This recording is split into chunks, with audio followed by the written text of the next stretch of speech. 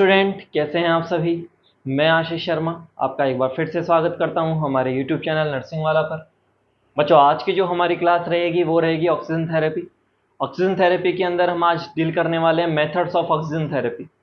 Previous class के अंदर हमने फर्स्ट पार्ट पढ़ा था ऑक्सीजन थेरेपी का, जिसके अंदर हमने डील किया था कि इंट्रोडक्शन क्या होता है, ऑक्सीजन थेरेपी क्या होती है, ऑक्सीजन क्या होता है, सिलेंडर के बारे में डील करी थी, ऑक्सीजन सिलेंडर के बारे में। उसके अलावा डेफिनेशन पढ़ी थी ऑक्सीजन थेरेपी की।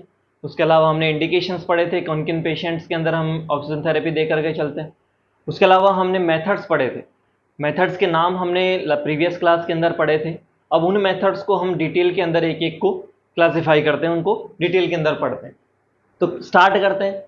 सबसे पहला जो मेथड्स है, मेथड्स ऑफ ऑटो इनहेलेशन के अंदर सबसे पहला जो मेथड आता है वो आता है हमारा नेजल कैथेटर। नेजल कैथेटर क्या होती है? नेजल कैथेटर एक ट्यूबलेट स्ट्रक्चर होती है जिसे नॉस्ट्रिल के द्वारा हम क्या करते हैं, इंसर्ट करते हैं। ठीक है ना, देखते हैं। Nasal catheter most common method use in hospital. Hospital के अंदर सबसे ज्यादा जो मेथड यूज लिया जाता है वो कौन सा यूज लिया जाता है? नेजल कैथेटर, उसको यूज लेते हैं। Length major tip of the nose two ear lobe. Tip of the nose two ear lobe मतलब कि टिप ऑफ द नोज से ईयर लोब तक हम क्या करते हैं, इसका मेजरमेंट करते हैं। लगभग ये जो आता है हमारे पास 10 सेंटीमीटर का मेजरमेंट हमारे पास निकल करके आता है। Replace every 8 hourly to prevent blockage. Blockage से बचने के लिए इसे क्या करते हैं, हर 8 घंटे के अंदर इसको क्या करते रहते हैं, रिप्लेस करते रहते हैं कि म्यूकस जो है वो ब्लॉकेज ना हो जाए, म्यूकस जमा नहीं हो जाए। इस वजह से इसे क्या करते रहते हैं, रिप्लेस करते रहते हैं हर 8 घंटे के अंदर। ठीक है। फ्लो रेट की बात करें, फ्लो रेट इसका होता है 1.6 लीटर पर मिनट।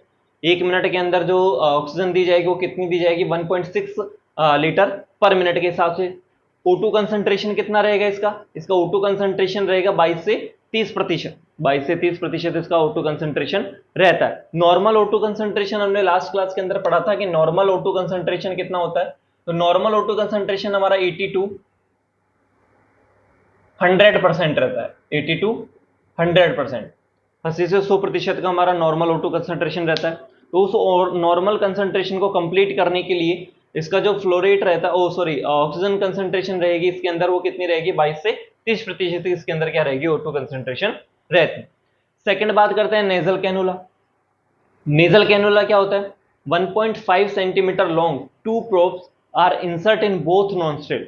दोनों नॉस्ट्रिल के अंदर क्या लगाई जाती है, प्रोब लाइक संरचना होती है, प्रोन लाइक संरचना होती है, दोनों नॉस्ट्रिल के अंदर उनको लगाया जाता है। ठीक है। Use in chronic respiratory disease. जो क्रोनिक रेस्पिरेटरी डिजीज बहुत लंबे समय से चलती आ रही है, उन डिजीज कंडीशन के अंदर इसका सबसे ज्यादा यूज लिया जाता है। Use for long time auto inhalation. जो लंबे समय से जिनको जरूरत है, बहुत लंबे समय तक जिनकी ऑक्सीजन चलने वाली है, उनके अंदर हम नेजल कैनुला यूज करके चलते हैं। इसका जो फ्लो रेट रहेगा वो रहेगा 1.6 लीटर पर मिनट और O2 कंसंट्रेशन इसकी रहेगी 24 टू 44% इसकी O2 कंसंट्रेशन रहती है। नेक्स्ट बात करते हैं मास्क। मास्क के अंदर हमने अलग अलग मास्क पढ़े थे। सबसे पहला मास्क देखते हैं, simple face mask. Simple face mask आता है, नॉर्मल मास्क आता है। Short term use in emergency, emergency condition के अंदर यूज लिया जाता है सिंपल मास्क। ठीक है ना, शॉर्ट टर्म के लिए यूज लेंगे। Every 4 hourly replace mask and wipe the sweat of patient. ज्यादा टाइम तक अगर हम मास्क लगा करके रखते हैं तो क्या होता है कि स्वेट आना स्टार्ट हो जाता है पेशेंट के। तो हमें क्या करना है, हर 4 घंटे के अंदर मास्क को हटाना है। जो पसीना आ रहा है, स्वेट आ रहा है पेशेंट के, उस स्वेट को हमको क्या करना है, साफ करना है, क्लीन करना। इसका जो फ्लो रेट रहता है वो रहता है 8 से 10 लीटर पर मिनट का और O2 कंसंट्रेशन जो रहती है वो रहती है 24 टू 55%। ठीक है बच्चों।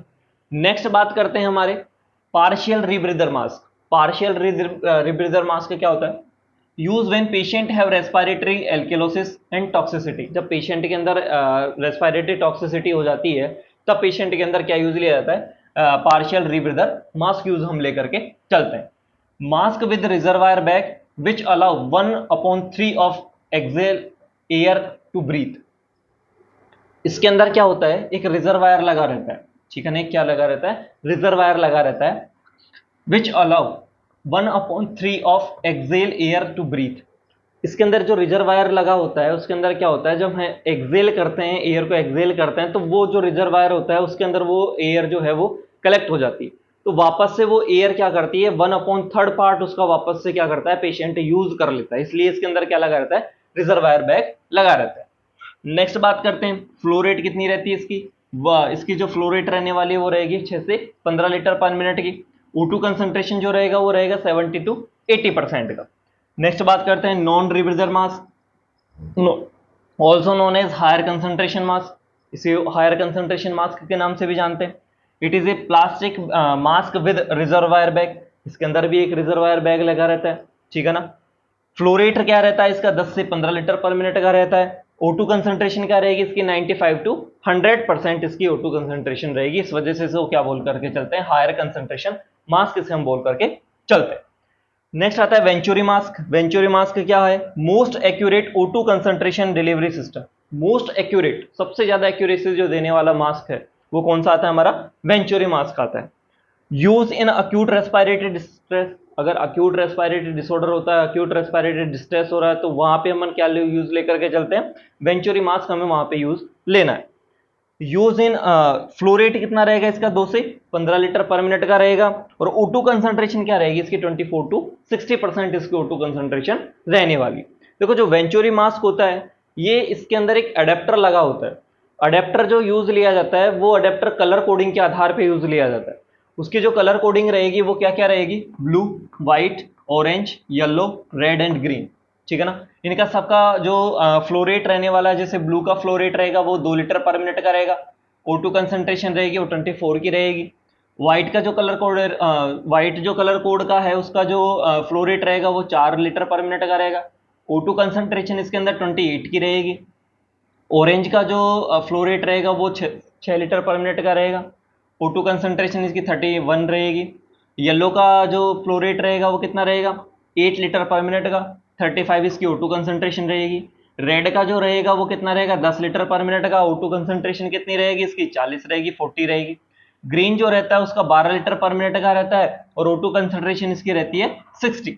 तो ये क्या होता है, एक अडेप्टर लगा होता है मास्क के अंदर, उस अडेप्टर के आधार पे फ्लो रेट फिक्स होती है, उस अडेप्टर के आधार पे O2 कंसंट्रेशन उसकी फिक्स रहती है, ठीक है। नेक्स्ट बात करते हैं O2 टेंट की।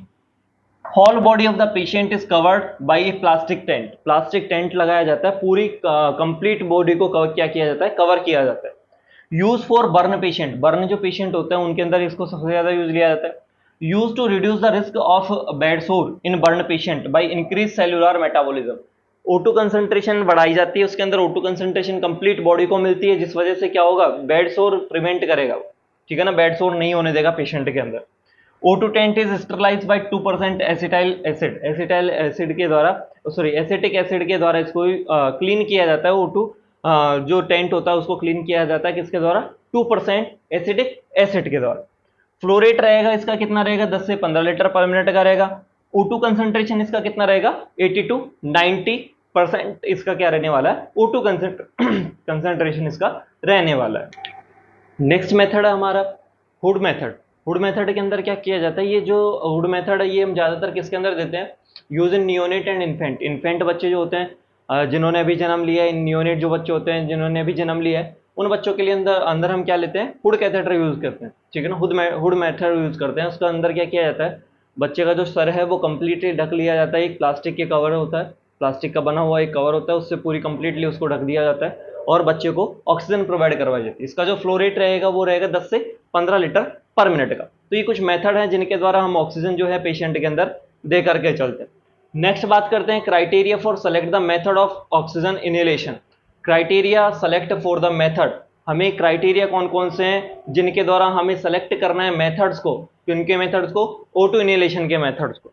तो किस तरीके से हम सेलेक्ट कर सकते हैं मेथड जो है वो किस तरीके से सेलेक्ट किए जाते हैं, अकॉर्डिंग टू पेशेंट एज के अकॉर्डिंग हम सेलेक्ट करके चलते हैं। अकॉर्डिंग टू पर्पस के आधार पे हम सेलेक्ट करते हैं। अकॉर्डिंग टू नीड के आधार पे हम क्या करते हैं, सेलेक्ट करते हैं। According to disease and patient condition के आधार पे या पेशेंट की डिजीज कंडीशन के आधार पे, पेशेंट की कंडीशन के आधार पे हम सेलेक्ट करते हैं। According to doctors choice, doctor की चॉइस के आधार पे सेलेक्ट किया जाता है। अकॉर्डिंग टू अवेलेबल रिसोर्सेज, जो अवेलेबल रिसोर्सेज हमारे पास में है ना, उनके द्वारा हम यूज लेकर के चलते हैं, उनके द्वारा मेथड सेलेक्ट किए जाते हैं। अकॉर्डिंग टू ड्यूरेशन, कितनी ड्यूरेशन के लिए हमें देना है, तो ये कुछ मेथड्स हैं जिनके ये कुछ क्राइटेरिया हैं जिनके आधार पे हम मेथड को सेलेक्ट करते हैं कि कौन से पेशेंट के अंदर किस मेथड के द्वारा हम ऑक्सीजन प्रोवाइड करवाते हैं। नेक्स्ट बात करते हैं nursing care during O2 therapy. O2 therapy के द्वारा O2 थेरेपी जब प्रोवाइड करवाई जा रही है तो नर्स की क्या क्या रेस्पॉन्सिबिलिटीज होती हैं, क्या क्या केयर प्रोवाइड करवाती है। तो nurse should have complete information about O2 cylinder. जब ऑक्सीजन प्रोवाइड करवा रही है नर्स तो उसको कंप्लीट पता होना चाहिए ऑक्सीजन सिलेंडर के बारे में, ठीक है ना। Assess the patient condition, patient की कंडीशन को असेस करना है।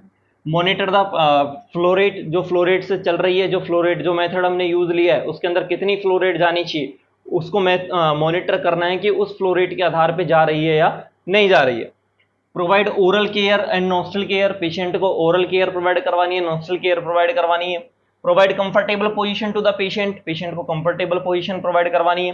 Provide psychological support to the patient, patient को साइकोलॉजिकल सपोर्ट भी प्रोवाइड करवा करके चलते हैं। Check the skin colour of skin to assess the result of O2 therapy.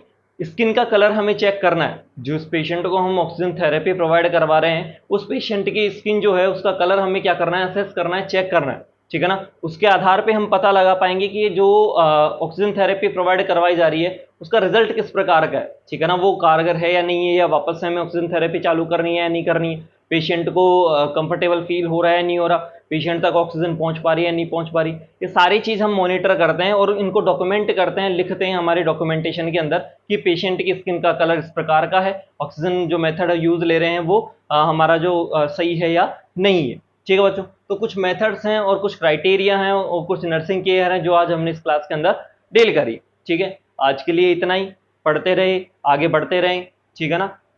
Thank you.